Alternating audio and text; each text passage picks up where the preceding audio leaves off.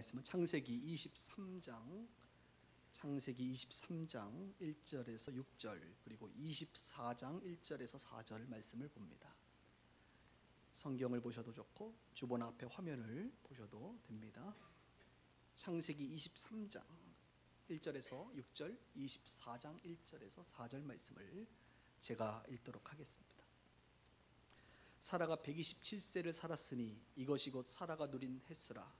사라가 가나안 땅 헤브론 곧 기럇 아르바에서 죽음에 아브라함이 들어가서 사라를 위하여 슬퍼하며 애통하다가 그 시신 앞에서 일어나 나가서 헷 족속에게 말하여 이르되 나는 당신들 중에 나그네요 거류하는 자이니 당신들 중에서 내게 매장할 소유지를 주어 내가 나의 죽은 자를 내 앞에서 내어다가 장사하게 하시오.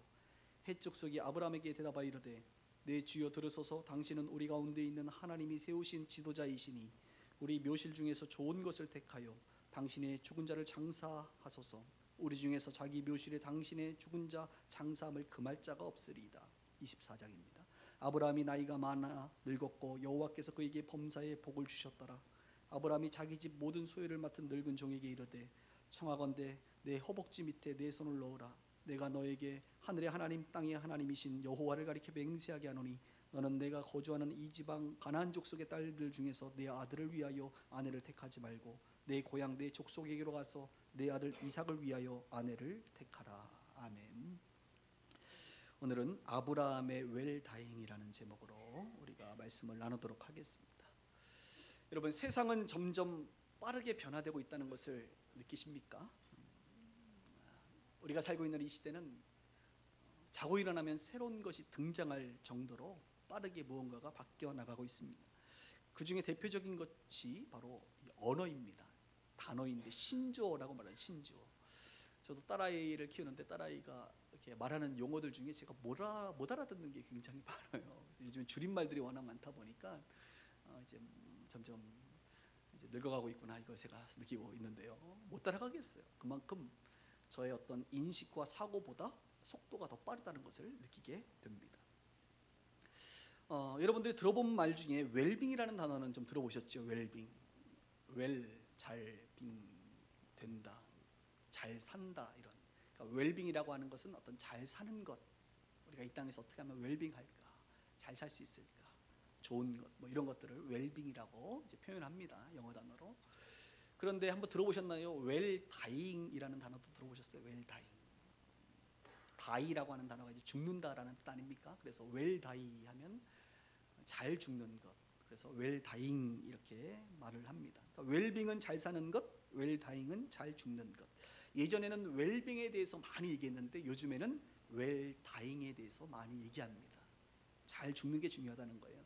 사전에 보니까 웰다잉을 이렇게 표현합니다. 살아온 날을 아름답게 정리하는 평안한 삶의 마무리를 일컫는 말이다. 이것이 웰다잉입니다. 한국 죽음학회에서, 여러분 학회도 되게 많아요. 죽음학회, 한국 죽음학회가 있어요. 죽음을 연구하는 학회죠.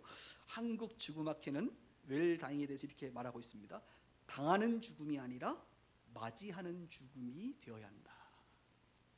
여러분, 우리는 다 죽을 거 아닙니까? 아멘하고 싶지 않죠. 다 죽습니다. 그런데 당하는 죽음이 아니라 맞이하는 죽음, 그러니까 준비돼서 우리가 맞이할 필요가 있다, 이런 의미죠.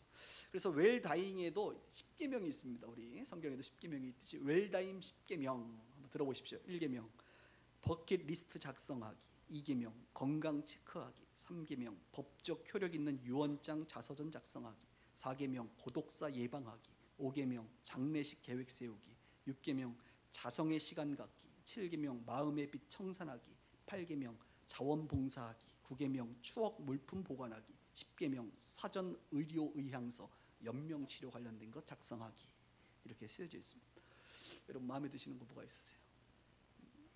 혹시 혼자 사시는 분들은 고독사 예방하기, 이거 좀 관심을 가지셔야 될 것 같고, 또 그동안 너무 일만 추월하신 분들은 버킷리스트 작성해서 내가 하고 싶은 일들 좀 하시는 것도 좋고, 또 혹시 재산이 너무 많으신 분들은 세 번째 보니까 법적 효력 있는 유언장 작성하기. 별로 가진 게 없으면 유언장 별로 이렇게 작성할 게 별로 없습니다만, 또 가지신 분들은 그런 것도 필요한 것 같습니다. 이렇게 해서 우리가 잘 죽는 거, 웰다잉을 위해서는 10가지 정도 이런 10계명이 나올 정도니까 얼마나 요즘에 핫 이슈가 되는 단어겠습니까? 여러분 그거 아십니까? 성경에도 웰빙, 웰다잉 하신 분들이 많이 계십니다. 그 중에 대표적인 사람이 웰빙하고 웰다잉 하신 분이 바로 우리가 지금까지 공부하고 있는 최근에 아브라함입니다. 아브라함은 잘 살았습니다. 그리고 아브라함은 잘 마무리를 하고 있습니다. 오늘 보면 아브라함의 아내가 죽습니다. 그리고 이제 아브라함은 오늘로 우리가 끝납니다. 아브라함도 죽게 되기 때문에 그렇습니다. 죽음을 앞두고 있는 아브라함이 웰빙 했을 뿐만 아니라 웰다잉을 하게 됩니다. 저는 오늘 아브라함이 웰다잉한 모습 3가지를 여러분들과 나누도록 하겠습니다. 그 내용을 보면서 오늘 이곳에 있는 분들도 목사님 내가 지금 젊은데 벌써 죽음을 생각해야 되나요? 네, 지금부터 생각해 보세요. 잘 죽을 수 있는 저와 여러분들 되기를 바랍니다. 첫 번째, 갑자기 죽음 얘기하니까 분위기가 좀 다운됩니다. 첫 번째, 아브라함은 뭐 했냐? 배우자의 죽음을 잘 준비했습니다. 배우자의 죽음. 여러분의 배우자가 여러분보다 먼저 죽을 수 있습니다. 그럴 때 우리가 당황하지 않고 아내의 죽음을 잘 맞이해야 됩니다. 오늘 1절과 2절에 볼까요? 사라가 127세를 살았다고 말합니다. 성경은 여성이 죽은 나이를 말한 적이 없지만 사라는 열국의 어머니이기 때문에 대표적으로 여자의 이름, 특히 사라, 그리고 그가 127세에 죽었다고 기록해주고 있습니다. 오래 살았습니다. 이것이 곧 사라가 누린 햇수라. 사라가 가나안 땅 헤브론 기럇 아르바에서 죽음에 아브라함이 들어가서 어떻게 했습니까? 사라를 위하여 슬퍼하며 애통하였다고 말합니다. 여러분, 아브라함은 아내가 죽었을 때에 슬퍼하며 애통했습니다. 그리고 장례를 잘 치렀습니다. 그가 묻힐 묘지를 구매하게 됩니다. 오늘 이런 내용들이 등장하는데요. 여기 보면 아브라함이 슬퍼하며 애통했다라고 말합니다. 표준 세번역이 보니까 아브라함이 사라를 생각하면서 곡을 하며 울었다 이렇게 표현하고 있습니다. 공동 번역에 보니까 아브라함이 가슴을 치며 슬피 울었다라고 말합니다. 아브라함과 사라가 결혼해서 몇 년 같이 살았을까요? 적어도 7, 80년은 살은 것 같아요. 7, 80년을 살면서 아브라함은 자신의 반쪽이고 자기와 한 몸이었던 아내가 죽었을 때에 그는 슬퍼하며 애통합니다. 곡합니다. 웁니다.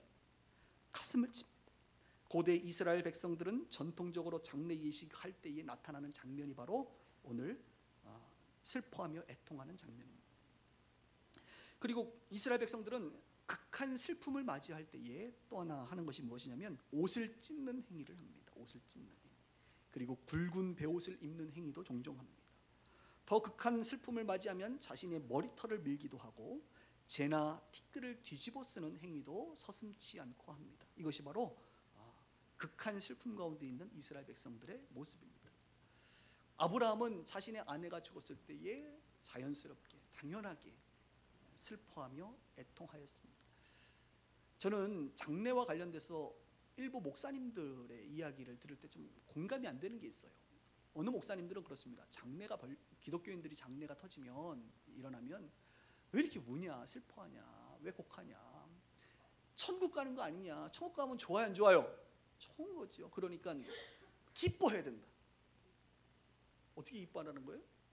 막 웃고 막 즐거워하고 찬송하고 그래야 된다는 거. 나는 그렇게 말하는 목사님들 좀 이해가 안 돼요. 가끔 요즘에 조금 이상한 목사님들이 이 문화와 전혀 동떨어진 세계에서 갇혀 사는 분들이 좀 있는 것 같아요. 여러분, 아브라함도요, 아내 죽고 울었어요. 사라가 천국 갔겠죠. 야, 잘 갔다. 그래, 드디어 죽었구나. 내가 너하고 사는 게 얼마나 힘들었는지 이러지 않았다니까. 울었어. 여러분의 그 배우자가 죽거나 또 주변 사람들이 죽으면 울어야 돼요. 저도 저희 아버님이 오래전에 돌아가시고 올해 또 저희 할머니 돌아가셨을 때 눈물이 나요. 이것은 자연스러운 겁니다. 슬프면 울어야죠. 물론 우리의 부모님들이, 우리의 주변의 사람들이 천국 갈 거 압니다. 부활의 소망이 있는 것을 우리는 압니다. 그럼에도 불구하고 당장 그분들을 이제 더 이상 만날 수 없게 되는 것, 함께 살지 못하는 것에 대한 슬픔이 우리 가운데 있지요. 가슴이 찢어지죠. 그럴 때는 울어야 되는 거예요. 저는 우리 한국교회가 요즘에 많이 욕을 먹는 것 중에 하나가 상식과 문화를 존중하지 못하는 것 같아요. 장례식장에는 다른 문화권의 사람들도 많이 옵니다. 예수 안 믿는 사람들도 온단 말입니다. 그들은 울어요. 그건 솔직한 감정이거든요. 슬픔, 눈물이 나는 거예요. 저는 그래서 장래가 이제 생기면 우리 유족들에게 권면할 때 이렇게 말합니다. 많이 우시라고. 장례식이 보통 한 3일 정도 하지 않습니까? 많이 우시고 많이 슬퍼하시고 많이 그리워하시고 애통하시라고 이렇게 권면합니다. 그러나 미래의 소망을 우리가 바라고 있기 때문에 장례가 끝나면 눈물을 닦으세요. 장례가 끝나면 이제 주저앉지 마시고 일어나세요 라고 권면합니다. 이것이 자연스러운 것이 아니겠습니까? 사랑하는 여러분, 여러분의 배우자가 죽음을 맞이한다면 물론 여러분보다 늦게 죽기를 원하겠지만 혹 먼저 죽을 수 있지 않겠습니까? 아브라함처럼. 아브라함도 사라가 자기보다 10살이나 아래 사람이었잖아요. 어렸잖아요. 그러나 먼저 죽었단 말입니다. 그때에 아브라함은 슬퍼했습니다. 그리고 그 이후에도 수십 년을 아브라함은 살았어요. 아내 없이. 뭐 후처와 함께 살았다는 얘기도 있긴 하지만 그것은 오늘 논하고 싶진 않고요. 살았단 말이에요. 아내 없어도 살아갈 힘을 얻은 사람이 바로 아브라함입니다. 당황하지 않았어요. 실제로 살아갈 힘이 우리 가운데 필요합니다. 저희 교회에도 먼저 배우자를 보낸 사람들이 꽤 계십니다. 그리고 살아갈 힘을 가지고 열심히 잘 사시는 분들이 있어요. 살아갈 힘이라고 하는 것은 우리의 감정 처리들, 살아갈 그 힘의 감정도 잘 다스려야 되죠. 또한 우리의 육신도 살아갈 힘을 얻어야 됩니다. 그리고 무엇보다 이 시대에서 경제적인 부분들 또한 우리가 살아갈 힘을 얻을 수 있도록 준비할 필요가 있습니다. 어떤 사람들은 말이에요. 목사님, 하나님께서 다 준비해 주실 건데, 하나님께서 다 도와주실 건데 뭘 그런 걸 걱정하시고 미리 준비하세요. 그런 얘기하면 목사가 얼마나 믿음 없어 보이는지. 여러분, 그렇게 따지면 제가 이렇게 말해 볼게요. 왜 일하세요? 왜 운동하세요? 여러분, 하나님이 다 도와주시고 먹여주고 입혀주고 할 텐데 무엇을 걱정하십니까? 그럼에도 불구하고 우리는 일합니다. 우리는 운동합니다. 우리는 노력하잖아요. 이게 무엇이냐면 보통 그렇게 얘기하는 분들을 하이퍼 칼비니즘이라 그래서 잘못된 신학, 하나님이 다 아시니까 우리는 아무것도 안 해도 된다는 거예요. 그렇지 않습니다.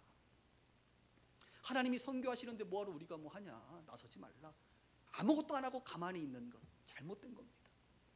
하나님도 100% 우리 가운데 은혜를 주시고 하나님도 100% 우리를 도와주시지만 우리 또한 100%의 의지를 가지고 준비하고 노력하고 살아가야 되는 것입니다.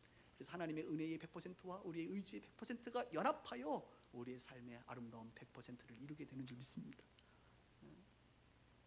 저는요, 지난주에도 우리 딸아이한테 엄마 아빠가 혹시 죽게 되면 큰 집을 꼭 가거라. 그리고 너가 이제 고등학교를 졸업하면 혼자 살아갈 힘이 있을 것이라고 판단된다. 우리는 죽음을 늘 얘기합니다. 저희는. 제가 설교 시간에 제 얘기를 많이 하는 이유는 아니 나도 못 사는데 뭘 여러분들에게 살라고 얘기하겠어요. 그러니까 내가 살아가는 것부터 일단 얘기하자. 저희 아내하고도 죽음에 대해서 얘기합니다. 그래서 나 죽으면 여보 종신보험 든 거 있으니까 그거 가지고 일단 살고. 아니, 누가 들어줬어요. 나 안 들었는데 누가 제 재무 설계사가 있거든요. 그래서 다음에는 우리가 뭐 교육 세미나도 하고 가정 세미나도 하지만 저는 우리 한국 교회가 앞으로 좀 전문적으로 재정 세미나, 크리스찬의 재정 세미나 이거 필요하다고 봐요. 크리스찬의 뭐 직장 세미나 이런 거 다 앞으로 할 거예요 저희가. 그래서 재무관리사가 예수 잘 믿는 분이 나오셔가지고 다 할 거예요. 오늘 이제 교육 세미나에서 우리 할 텐데요. 그리고 뭐 나 죽으면 여보 나 죽으면 당신 어떻게 살 거야? 이런 얘기 해요 저는. 그러면서 이런 얘기 하죠. 빛과 소금의 교회가 당신을 책임져 줄 거라고 기대하지 마. 세게 얘기하죠. 여러분 제가 먼저 죽거든 우리 아내를 책임져 주실 겁니까? 책임 못 줍니다. 왠지 아세요? 새로운 담임 목사님 오셔야 될 거 아니에요. 그럼 새로운 담임 목사님 사모님 계실 거 아닙니까? 그러면 우리 아내는요 무조건 교회를 떠나야 돼요. 떠나야 되지 않겠습니까? 여러분 생각해 보세요. 교회를 위해서 다른 교회 다니시라고요. 그리고 이제 벌어야 되잖아요.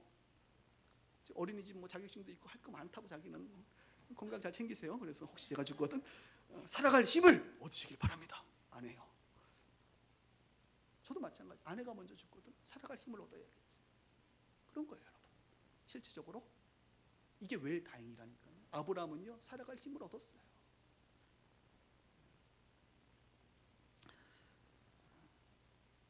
굉장히 사실적이고 현실적인 목회자라. 지금 여러분 배우자의 죽음을 미리 예상하시길 바라고 그런 일이 없기를 바라지만 혹 오거든 당황하지 마시고 여러분들에게 맡겨진 나머지의 삶을 잘 살 수 있기를 축복합니다. 그리고 여러분들이 나이가 많아도 상관없어요. 이왕이면 재혼할 수 있는 은혜가 있기를 바랍니다. 먼저 죽은 배우자가 충분히 이해할 거라고 저는 확신합니다. 우리 아내가 먼저 죽거든 어떻게 될지 아직 저는 결론 못 내렸는데, 예. 저 혼자 그냥 사모님 없어도 목회도 괜찮은다고 여러분, 그 다음에는 제가 한번 생각해 볼게요. 그런 생각까지 해요. 제가 혹시 재혼을 하거든 새로운 사모님을 여러분들이 맞이할 수 있겠습니까? 그럼 제가 사임을 해야 되는 것이 아닐까? 뭐 이런 생각까지 저는 한다니까. 야, 목사님 너무 많이 가신다. 예. 오늘 아브라함은 아내의 죽음을 잘 맞이했어요. 이것은 좋은 이야기입니다. 웰다잉하는 이야기죠. 두 번째, 아브라함은 뭘 또 준비했냐면 땅을 준비했습니다. 땅. 아브라함이 땅을 준비했어? 뭐 나도 땅을 사야 되나? 이렇게 생각할 필요는 없습니다. 왜 땅을 준비했는지를 오늘 여러분들에게 설명을 하겠습니다. 3절과 4절을 볼까요? 이제 아내가 죽으니까 그 시신 앞에서 일어나 나가서 헷 족속에게 말하 이르되 나는 당신들 중에 나그네고 거류하는 자이니 당신들 중에서 내게 매장할 소유지를 주어 내가 나의 죽은 자 아내를 내 앞에서 내어다가 장사하게 하십시오라고 했더니 헷 족속이 아브라함에게 대답하여 이르되 내 주여 들으소서 당신은 우리 가운데 있는 하나님이 세우신 지도자이시니 우리 묘실 중에서 좋은 것을 택하여 당신의 죽은 자를 장사하소서. 우리 중에서 자기 묘실에 당신의 죽은 자 장사함을 금할 자가 없습니다. 말이 되게 어렵죠. 쉽게 얘기하면 이겁니다. 아브라함이 우리 아내 이제 장사지를 땅을 좀 내가 나그네고 이 가나안 땅에 내가 나그네처럼 하고 거류하는 자니까 나에게는 땅이 없습니다. 한마디로 나는 다 렌트해서 살고 있지 않습니까? 임대해서 살고 있지 않습니까? 그러니까 해족속 우리 선생님들 땅을 좀 저에게 살 수 있도록 해달라고 그랬더니 그 사람들이 아니 당신은 하나님이 세우신 지도자신데, 야 아브라함이요 이방 나라 가서요 하나님이 세우신 지도자라는 이야기를 들었어요. 여러분들이 다른 나라 가서 사는데 다른 사람들이 여러분 보면서 당신은 하나님이 세우신 지도자입니다 이런 얘기 들은 거예요. 성공했죠? 네. 그러면서 그냥 무상으로 드릴 테니까 마음껏 쓰세요라고 사람들이 얘기한 겁니다. 그럼 여러분 같으면 어떻게 해야 돼요? 감사합니다 해가지고 하시지 않겠어요? 아브라함은 근데 다시 요구합니다. 그들에게 정중히 엎드려 절하면서 아닙니다. 저는 헷 족속 중에 에브론이라고 하는 한 사람의 관머리 막벨라 굴, 그러니까 이미 정한 거예요. 아브라함이 딱 원하는 데를 정해놓고 그곳을 내가 살기를 원하는데 충분한 대가를 지불할 테니까 나에게 좀 팔 수 있도록 그 사람을 설득해 달라는 얘기예요. 그랬더니 그 이야기를 듣고 이젠 그 주인이었던 에브론이 어떻게 하냐면 성문에 들어오는 모든 사람들, 이것은 이제 룻기에도 보면 장로들을 말합니다. 어른들을 말합니다. 지역의 유지들을 말합니다. 땅을 함부로 팔 수가 없거든요. 그래서 그들에게 허락을 받기 위해서 그들 앞에서, 그러니까 동족 앞에서 이 에브론이요 대단한 사람은 무상으로 드리겠다고 얘기하는 거예요. 자기 개인 자산을. 그랬더니 아브라함이 또 거부합니다. 아니요, 저 지불할 겁니다. 돈 주고 살 테니까 무상으로 안 받습니다. 돈 주고 살 수 있도록 다시 세 번째 그 밭을 달라고 요구합니다. 그때에 에브론이 값을 계산합니다. 은 400세겔. 그리고 그 주석가들은 상당히 비싼 금액이다라고 얘기해요. 어쨌든 사람이 그래요. 그냥 준다 그랬다고 속마음이 아닌 거죠. 딱 얼마냐 그랬더니 바로 그냥 400세겔. 그냥 최고가로 그냥 매입하라고. 아브라함이 400세겔을 주고 땅을 매입합니다. 그래서 장사를 치릅니다. 그리고 우리가 읽진 않았지만 18절 20절에 보면 이렇게 표현합니다. 아브라함의 소유로 확정된지라. 또 아브라함의 소유로 확정된지라. 이것이 두 번 반복돼서 성경에 나오고 있습니다. 그 당시에 땅을 판다는 것은 여러분 이방인들에게 땅을 팔지 않아요. 그 당시에는 친척에게 땅을 팝니다. 그리고 친척 중에서도 살 사람이 없거든. 그리고 내가 정말 땅을 팔아야 될 정도로 힘든 상황이거든. 특별한 경우만 이방인에게 땅을 팔 수 있는데, 이방인에게 땅을 팔 때에도 공동체, 그러니까 이 족속에게 허락을 받아야, 유지들에게 허락을 받아야만 팔 수 있는 것이 그 당시의 땅이었습니다. 그러니까 이방인 같은 경우는 땅을 살려면 굉장히 복잡한 절차가 있는 거예요. 그 땅 주인을 일단은 설득해야 되고 가격을 협상해야 되고, 거기서 끝나는 게 아니라 그 헷 족속 공동체로부터 땅을 팔 수 있도록 그들을 설득해야 되는 그런 아주 복잡한 작업이 있었던 것이죠. 아브라함이 그것을 겸손하게 하고 있는 것입니다. 오히려 잘난 척하지 않고 겸손하게 나는 당신들 중에 있는 나그네입니다, 거류하는 자입니다라고 자신을 낮춥니다. 낮췄더니 그들은 아브라함을 아닙니다, 당신은 하나님이 세우신 지도자입니다라고 높여주는 모습을 보게 됩니다. 그러면 아브라함은 왜 땅을 살려고 했을까? 이것이 우리가 지금 풀어야 될 숙제가 아니겠습니까? 왜 아브라함은 땅을 사려고 했을까? 정답을 말씀해 드리죠. 그것은 하나님이 주신 비전 때문에 그렇습니다. 하나님이 주신 말씀, 하나님이 주신 약속 때문에 땅을 산 겁니다. 하나님이 아브라함에게 뭘 약속했죠? 두 가지 있잖아요. 첫 번째가 뭡니까? 아브라함아, 내가 너에게 가나안 땅을 줄 거야. 땅에 대한 이야기였습니다. 그런데 가나안 땅을 지금 아브라함 혼자 다 차지할 수가 있나요? 없습니다. 그리고 아브라함은 알았습니다. 하나님께서 이 가나안 땅을 주는데 내가 아니라 내 자손 대대 시간이 걸려서, 우리가 아는 것처럼 430년 이상의 시간이 걸려서 수많은 자손들이 결국은 가나안 땅을 차지하게 되잖아요. 아브라함은 자기 세대에 일어날 것이 아니라 다음 세대에 일어날 것인데, 이 하나님의 약속의 말씀을 자손들도 기억할 수 있도록 만들 뿐만 아니라 이 하나님의 말씀에 대한 확신으로서, 신앙 고백적인 행위로서 하나님께서 이루실 비전에 대한 성취를 지금 오늘 이 순간부터 시작한다라고 그 땅에 깃발을 꽂는 듯한 의지를 가지고 그는 비용을 많이 들여서 그 땅을 사게 됩니다. 드디어 가나안 땅에 하나님의 약속처럼 아브라함을 통하여 아주 작은 막벨라 굴의 땅 조그만 부분이 아브라함 자손에게 이제 주어지게 된 것이지. 이것은 믿음으로 깃발을 꽂는 것이요, 믿음으로 씨를 뿌리는 것과도 같은 것입니다. 당시 관례상 보면 남에게 무료로 줄 경우에 또 후손들이 언제든지 소유권을 다시 행사할 수 있다고 합니다. 그러니까 아브라함은 기필코 대가를 지불하고 그 땅을 산 것이죠. 이런 내용은요 성경에 몇 번 나옵니다. 예레미야가, 여러분 예레미야는 눈물의 선지자 아닙니까?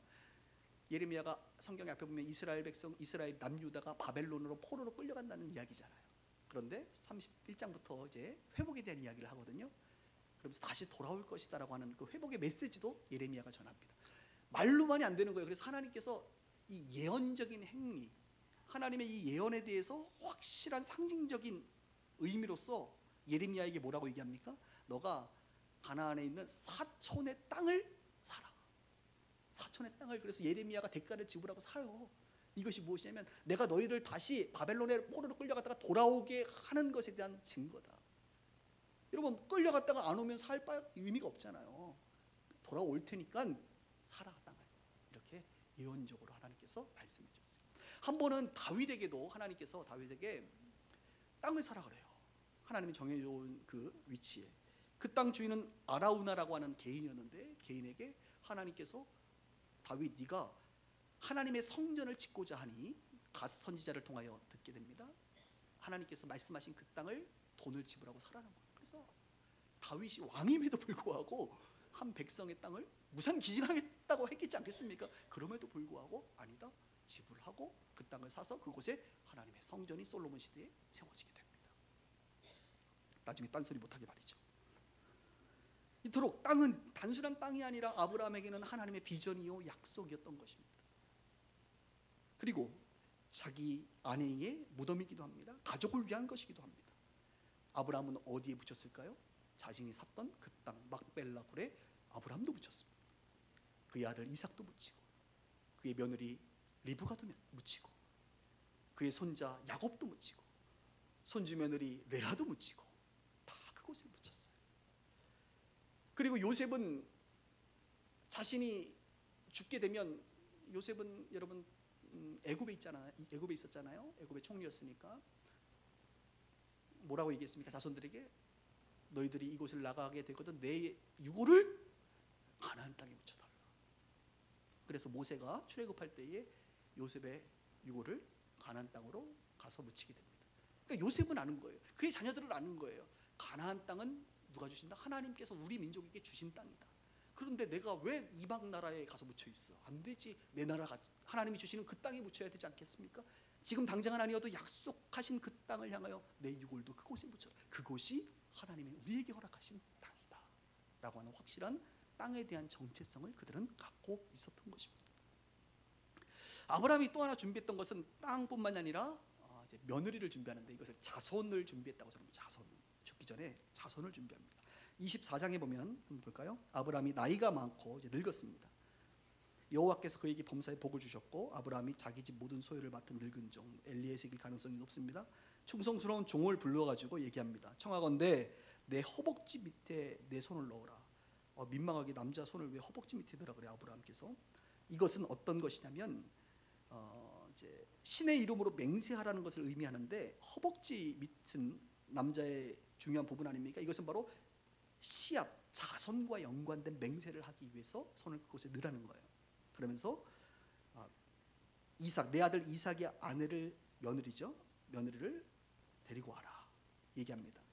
그럼 3절에 내가 너에게 하늘의 하나님 땅의 하나님 여호와를 맹세하노니 너는 가서 거주하는 이 지방 가나안 족속이 아니라 4절에 내 고향 내 족속으로 가서 내 아들 이삭을 위하여 아내를 택하라라고 명령하게 되고, 여러분 성경 24장은 창세기에서 가장 긴 장인데요, 이 긴 이야기 속에서 결국 이 종이 리브가를 만나는 장면, 리브가가 이제 집에서 나오는 장면, 그의 아버지가 축복하는 장면, 그리고 이삭을 만나는 장면, 이런 장면들이 24장에 쭉 나오는데 우리는 그 장면은 오늘 얘기하지 않도록 하겠습니다.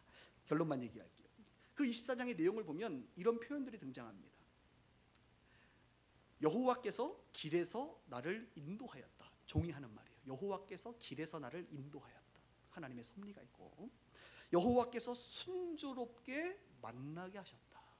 하나님의 섭리가 있고요. 그리고 리브가의 아버지인 부두엘이 리브가가 이제 떠날 때에 축복해 주는데 저는 이게 놀라워요. 그가 어떻게 이런 영감 있는 축복을 했는지 몰라요. 이런 내용입니다. 들어보십시오. 너는 리브가에게 너는 만인의 어머니가 될지어다. 내 씨로 그 원수의 성문을 얻게 할지어다 라고 축복합니다. 여러분, 사라에 이어서 리브가는 열국의 어머니의 계보를 잇잖아요. 어떻게 알고 그의 아버지가 너는 만인의 어머니가 된다고 그러고, 또 지난주에 이삭을 바치고 나서 하나님을 경외하는 줄 안다 여호와 일에 대해서 말하면서 하나님이 축복하신 내용 중에 내 대적의 손에서 대적의 문을 취하리라 이런 표현이 있거든요.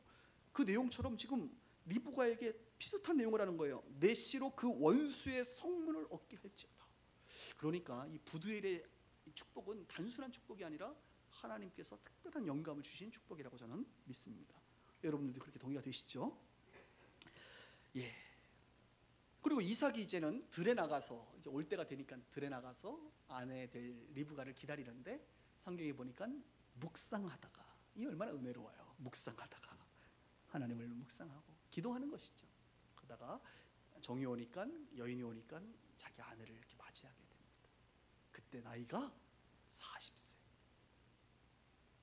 그래서 저는요, 여러분 표정이 지금 굉장히 좀 졸린 표정인데 쓸데없는 얘기 하나 해야겠네. 그러니까 제가 청년들한테 결혼 얘기하면요, 40살 되기 전에는 무조건 결혼을 하고 권면합니다.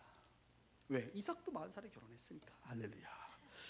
그렇죠. 이삭도 40살에 결혼했으니까 우리도 40살, 39살, 40살 되신 분들 소망을 가지세요. 그리고 두 번째, 아내를 맞이할 때는, 또 남편을 맞이할 때는 묵상하면서 해야 된다. 묵상을 다른 말로 기도하면서. 제가 보니까요, 얼마나 많은 사람들이 후회하시는 분들 종종 보면 기도하면서 안 맞았거든. 그냥 저 와가지고 결혼했는데 나중에 보니까 이삭처럼 묵상하면서 하셔야 돼. 저를 본받으세요. 제가 우리 아내하고 결혼할 때 특별히 새벽 기도회 가가지고 기도하다가 주님께서 말씀하셔가지고 결혼한 거예요, 여러분. 아멘. 내일부터 우리 청년들 새벽에 나오셔야 돼. 새벽 기도하다가. 그래서 그럼 40살 넘으면 어떻게 해요, 목사님? 그러면 저는요, 솔직하게 말해요. 어떤 분들은 그냥 혼자 사는 게 나아 보이는 사람들이 있거든요. 그래서 40살 넘으신 우리 형제자매들한테 혼자 살아도 괜찮을 것 같아 라고 솔직히 말합니다. 혼자 사는 게 못 됐어요, 여러분. 괜찮아요. 너무 파격적인가? 그러나 아직 40이 안 되신 분들은 기도함으로 맞이할 수 있기를 바랍니다. 예, 잠 깨셨죠? 예, 계속해서. 이삭이 40세의 아내를 맞이하고 아들을 낳았는데 몇 세에 낳은 줄 아세요? 60세에 낳았습니다. 20년 동안 하여간 아브라함도 그렇고 그 집안은 선의교회, 아브라함도 100세의 아들을 낳았는데 이삭도 20년 동안 애가 없었어. 야, 우리 하나님은 도대체 이 하늘의 별 바닷가에 모래 이게 하시고 나서 문을 안 여셔. 20년 만에 나왔어요. 60세. 아직 남자분들 60세 안 되신 분들은 소망을 가지시기 바랍니다. 리브가 나이가 정확히 알 수가 없지만 그래도 나이가 좀 있지 않았겠습니까? 자, 그러면 이삭이 아브람 100세에 낳은 아들이니까 지금 60세가 되면 아브람 나이는 160세가 되겠죠.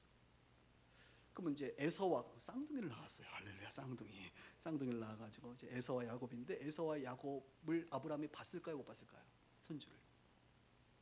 성경에 아브라함이 죽은 나이가 175세였습니다. 오래도 사셨어요. 그러니까 손주, 그것도 쌍둥이 낳고, 자기는 하나밖에 못 낳은 거예요. 쌍둥이 낳고, 하나만 낳은 건 아니에요. 나중에 후처 뭐 얘기듯이. 하여튼 쌍둥이 낳고 15살이 됐던 그 해에 아브라함은 죽은 거예요. 아브라함의 위로가 됐죠. 아브라함은 고민이었을 거예요. 내 아들 이삭이 결혼도 못하고, 내 아들 이삭이 지금 애도 못 낳고 있어요. 이러고 눈을 감을 수 있겠습니까? 이렇게 죽어가지고 웰 다행이 되겠어요? 안 되는 거예요. 그런데 결혼도 하고 아이도 낳는 그 일에 적극적으로 아브라함이 개입하여 종을 통하여 빨리 데리고 와라, 이렇게 말한 것이죠. 그에게 에서와 야곱은 단순한 손자가 아닙니다, 여러분. 이것 또한 하나님의 약속이지, 하나님의 비전이에요. 내가 하늘의 별 바닷가의 모래처럼 너희 자손을 많게 하겠다. 아들이 결혼도 안 하고 애도 없는데 그 약속이 어떻게 믿어지겠어요? 불안한 거지요. 그런데 아들 결혼시키고 아이 낳은 거 확인하고 쌍둥이, 이제 2배 부흥했잖아요. 이삭에서 아들 둘. 야곱은 몇 명 낳았어요? 12명. 그거까지 못 봤지, 아브라함이. 그리고 70인의 가족, 그런 가족이 애굽으로 가게 됐죠. 이토록 시간이 지나 아브라함의 자손은 200만 명이 되는 놀라운 역사를 성경이 우리 가운데 말해주고 있습니다. 지금 아브라함이 죽음을 맞이하면서 웰다잉 하는 것이 아내 장례 치르고 그 다음 한 게 뭡니까? 빵 사고 자손 보는 거예요. 이게 무슨 웰다잉일까? 아니요, 이게 웰다잉이에요. 우리 그리스도인들에게 웰다잉은 바로 이것입니다. 세상의 웰다잉은 10계명에 보면 버킷리스트 작성하고 실행해보기, 이게 뭐예요? 당신이 그동안 너무 힘들게 살았으니까 남은 생이라도 하고 싶은 거 꼭 한번 해봐봐. 정말 먹고 싶은 맛집 가서 마음껏 먹어봐. 여행하고 싶은 거 다 해봐. 하고 싶은 거 다 적어서 그거 하라는 거예요. 그러니까 세상의 웰다잉은 철저하게 누구 중심? 자기 중심. 당신 행복하라. 당신 만족하며 살아라. 당신 그동안 당신을 위해서 행복하게 살아라. 이게 세상이 말하는 웰다잉이에요. 근데 성경이 말하는 웰다잉은 무엇입니까? 아브라함이 자기를 위해서 지금 하는 것입니까? 아니에요. 성경이 말하는 웰다잉은요, 자기 배우자 잘 맞이하고 그 다음이 하나님의 비전을 세대를 이어가는 게 성경이 말하는 잘 마무리하는 것입니다. 세상은요, 다음 세대가 관심이 없어요. 그냥 남은 데 내가 행복해야 된다는 거예요. 내가 잘 마무리해야 된다는 거예요. 다음 세대가 어떻게 되든 말든, 나의 꿈이 다음 세대에 넘어가든 말든 그 관심 없는 거예요. 오직 나만 행복하면 되는 거예요. 근데 성경이 말하는 웰다잉은 나로부터 시작된 그 꿈과 하나님의 약속의 말씀이 다음 세대를 넘어 계속 펼쳐지기를 원하시는 것입니다. 하나님 중심이죠. 비전 중심인 것입니다. 근데 그럴 수밖에 없는 게, 세상의 사람들의 가치라고 하는 것은, 삶의 목적이라고 하는 것은 오직 자기 행복이거든요. 세상 사람들한테 당신 왜 사냐고 물으면 행복하려고 산다 그래요. 한 번 온 인생 그냥 행복하게 살다 가는 거지 뭐 별거 있어. 그렇습니다. 그들의 가치라고 하는 것은 오직 자기 중심입니다. 자기를 사랑하는 것입니다. 그런데 기독교인들은 다르죠. 우리의 삶의 목적과 가치는 나를 사랑하는 것을 포함하여 하나님께 영광을 돌리는 것인 줄 믿습니다. 하나님께 영광. 하나님께 영광을 돌리기 위해서 아브라함은 하나님의 그 약속의 말씀, 하나님이 나에게 주신 그 꿈을 멈출 수 없고 세대를 넘어 이어갈 수 있도록 그의 인생에 중요한 시간들을 쓰게 됩니다. 그런 면에서 여러분들이 세상의 사람들과 똑같은 그런 웰다잉의 10계명을 지키는 것이 물론 필요하겠습니다만 그것만으로는 충분치 않다는 것입니다. 하나님이 주신 비전에 대한 연속성이 있어야 돼요. 연속성. 한번 따라해볼까요? 연속성. 하나님 나에게 주신 사명이 무엇입니까? 그것이 연속되어야 된다는 거예요. 제가 이런 얘기 종종 합니다. 저는 우리 청소년들에게 강의할 때 이런 얘기해요. 여러분들도 한번 들어보세요. 10대에는 꿈을 꾸고 10대에는 비전을 받고 하나님께서 나에게 어떤 삶을 살기를 원하는, 이게 10대에 이루어지면 좋겠다. 저도 뭐 그렇지 못해서 좀 슬픈데요. 20대는 준비하고 잘 준비하고 30대는 이제 기초를 놓고 이제 그 현장에 들어가서 잘 기반을 닦고 40대에는 열매를 맺고 그리고 50대부터가 중요해요. 50대는 인재를 양성해. 나 혼자 내 세대에서 끝날 게 아니라고 한다면 내 다음 세대가 이어받을 수 있는 인재를 양성하고, 60대는 그 인재에게 나의 것을, 내 비전과 소망을 연속적으로 그것을 끌어갈 수 있도록 위임하고 나는 은퇴하는 것. 이것이 제가 생각하는 세대별 맞춤형 전략인데요. 저는 개인적으로 10대의 비전을 못 받았어요. 오늘 우리는 오후에 교육 세미나 할 것인데 오늘 자료 보니까 어마어마한 자료가 많이 있더라고요. 여러분이 굉장히 도움이 될 것 같고, 여러분 뭐 자녀 키우신 분들도 들으시면 더 도움이 됩니다. 좀 10대에 누가 나에게 이런 세미나 통해서 비전을 찾아갈 수 있는 체크리스트도 좀 있고 내 은사가 뭔지를 좀 알았다고 한다면 내가 이렇게 시간을 낭비하지 않았을 텐데, 저는 20대의 꿈을 찾고 20대에 준비했어요. 30대를 기반을 닦고 40대에 지금 이렇게 살아가고 있습니다. 여러분, 제가 50대 되면 어떻게 할 것 같아요? 올해 들어서 제가 주일날 설교를 한 번도 빠진 적이 없습니다. 제가 그럴 사람이 원래 아니잖아요. 원래 해외를 자주 나가는 사람인데, 저는 50대가 되면요, 빛과 소금의 교회를 저 이후에 잘할 수 있는 사람을 끊임없이 발굴할 것 같아요. 저는. 그리고 자꾸 세워볼 것 같아요. 여러분들이 좋아할 만한 사람이 어떤 사람인지 자꾸 확인할 것 같아요. 그리고 60대가 되면 여러분들의 동의에 의해서 그분에게 교회를 잘 넘겨드리고 은퇴할 것 같아요. 50대가 제가 50대가 되어서 앞으로 제가 잘 얻거든요. 여러분 이해해 주시길 바랍니다. 이런 엄청난 뜻이 담겨 있어요. 언제까지 저 혼자 다 해먹고 살겠어요? 언제까지 뭐 내 세대에서 끝날 거예요? 한국 교회 지금 위기가 무엇이냐면 다음 세대로 연계가 안 된다는 거예요. 다음 후임 목사님들이 와서 연속성이 없어요. 그냥 다 새로운 거 하려고 하고 판 가려고 하고, 그러니까 뭐 이게 안 되는 거예요. 그러면 안 돼요. 모세가 여호수아에게 잘 리더십을 임기했듯이 연속성이 우리의 비전 가운데 있어야 될 줄 믿습니다. 빛과 소금의 교회도 마찬가지. 여러분은 개인의 삶 가운데도 마찬가지예요. 차기 빛소교회를 이끌어갈 사람이 꼭 필요한데, 생각해 보세요. 제가 언제 죽을 줄 알아요? 태어나는 것은 순서가 있어도 가는 것은 순서가 없는 것 아닙니까? 여기 계신 우리 이제 우리 은퇴 목사님도 계시지만 우리 이영환 목사님보다 내가 먼저 갈 수 있다니까요. 그렇잖아요. 유사시라는 게 있거든요. 우리 대통령 선거하지만 이런 날이 벌어질지 누가 알았겠어요. 유사시에 물론 염려 안 됩니다. 우리 빗소 재직들도 있고 성숙하신 여러분들이 좋은 분을 모실 거라고 하는 확신이 있기 때문에 저는 뭐 문제가 안 되지만, 그럼에도 불구하고 여러분, 우리는 그것을 늘 생각해 볼 필요가 있다는 것입니다. 말씀을 정리할게요. 아브라함은 웰다잉하였습니다. 두 가지 한 거예요. 자기 배우자의 죽음을 잘 준비했고, 또 하나는 하나님이 나에게 주신 사명을 그 이후에도 연속성 있게 가져갈 수 있도록 잘 준비한 거예요. 이 두 가지면 충분합니다. 여러분들의 죽음은 어떻습니까? 잘 준비하고 계십니까? 오늘 뭐 죽음 얘기하니까 좀 무거운데, 기도하기는 또 먼저 배우자를 보내신 분들도 계시잖아요. 살아갈 힘을 얻게 되기를 주 여러분 축복합니다. 또 여러분들의 배우자가 먼저 죽더라도 여러분 당황하지 마시고 잘 마무리를 잘할 수 있는, 웰다잉할 수 있는 저와 여러분들 되기를 주님의 이름으로 축원합니다. 오늘 이것이 우리에게 주신 주님의 교훈이었습니다. 기도하겠습니다. 한 1분 정도 조용히 묵상하면서, 침묵하면서 오늘 여러분에게 주신 말씀이 어떤 말씀인지, 우리가 행해야 될 부분들은 무엇인지 조용히 생각해 보시길 바랍니다.